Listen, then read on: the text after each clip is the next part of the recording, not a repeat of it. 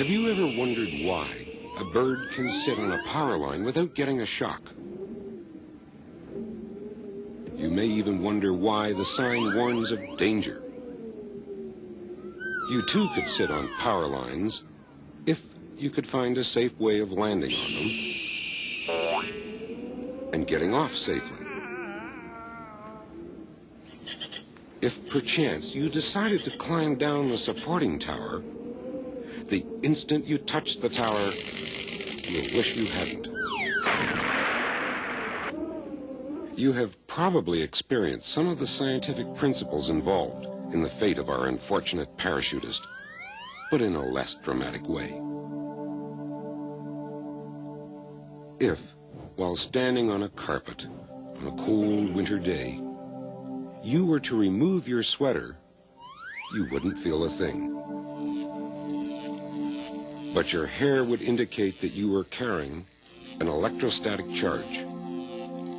We can explain electrostatic effects by assuming that charge is either positive or negative. If you now touch a water tap, you may get a shock as the charge suddenly flows out of your body, and in so doing, discharges or neutralizes your body. Since metals allow charge to flow through them easily, they are called conductors. However, charge cannot leave your body by flowing through the carpet. Materials like carpets are called insulators, since they do not permit charge to flow easily. Why do materials differ in this way? We believe that all substances consist of tiny particles called atoms. Our current model of the atom assumes that it is mostly empty space. And in a tiny volume called the nucleus, over 99% of the mass of the atom is concentrated. Further evidence suggests that the nucleus is made up of particles called protons, which are positively charged, and neutrons, which are neutral in charge. Neutrons and protons are almost identical in mass.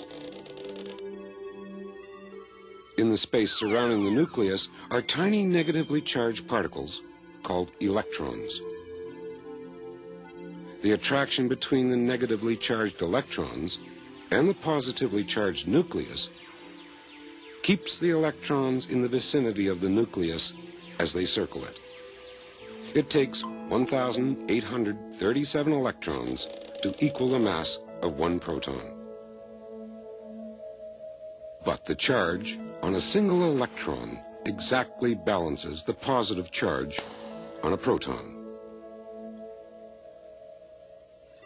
Electrons, which are farther away from the nucleus, experience a smaller force of attraction than those which are closer to it. These outer electrons can be removed with relative ease. The nucleus, on the other hand, is like a well-built fortress. And inside, the protons and neutrons are the prisoners. Even disruptions, like explosions and high temperatures, leave the nucleus intact. This fortress-like character makes it impossible for charges to enter and leave at will. With this background, let's have another look at insulators and conductors. Remember our atomic model. A metal conductor is largely empty space. The nucleus of each copper atom contains 29 protons and 34 neutrons, and is surrounded by enough electrons to balance its positive charge. The outermost electron is very loosely held. It can therefore drift away until it comes under the influence of another nucleus. The atom now has one less electron than it has protons. Consequently, it is no longer neutral, but it has a positive charge. Atoms become ions when they become charged by gaining or losing electrons. Since all copper atoms have a loosely held outer electron, we can visualize a metal conductor like this. The nucleus and electrons near it are positive ions. Spread throughout the network of ions are loosely held electrons. Suppose we watch one of the electrons. Over a period of time, it appears to move throughout the volume of the metal. If we place a positive charge at one end of the metal object and a negative charge at the other end, the electron will be attracted to the positive charge and repelled by the negative charge. Accordingly, as the electron follows its random path, it gradually drifts towards the positive charge. The charges on either end also affect the nuclei in the metal. Remember, the protons making up the nucleus are not able to escape from it. In solids, the nucleus and the ion of which it is a part will only vibrate.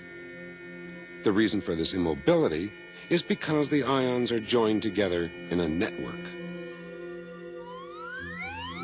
Although each nucleus will be attracted to the negative charge and repelled by the positive charge, individual nuclei and ions cannot move in response to the electrostatic attraction and repulsion that they experience.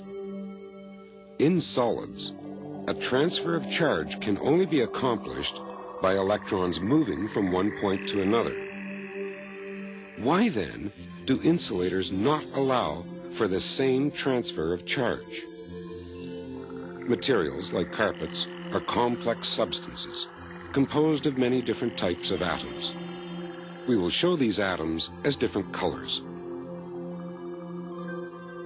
In this case, the outer electrons of most atoms are involved in chemical bonds with other atoms.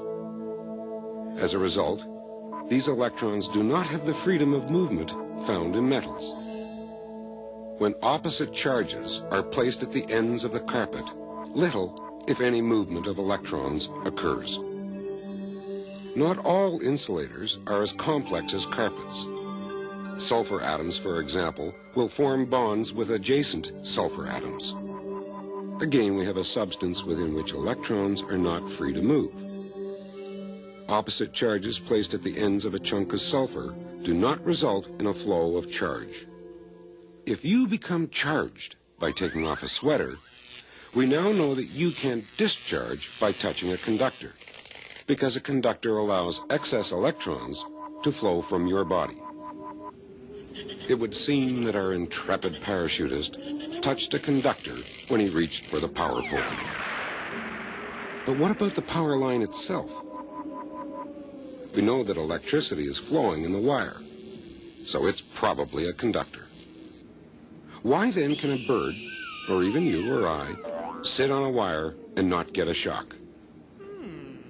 You may think that the wire is insulated, but actually our bold pair could sit on a bare wire and not get a shock. Obviously, we have some answers, but not all. Maybe we should next find out how we get charged in the first place.